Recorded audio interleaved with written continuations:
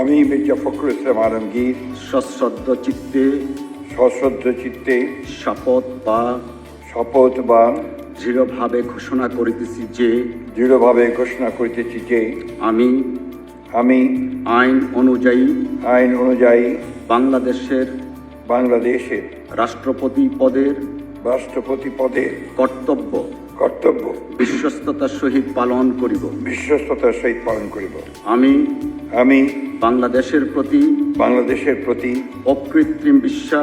অকৃত্রিম বিশ্বাস ও আনুগত্য পোষণ করিব। আমি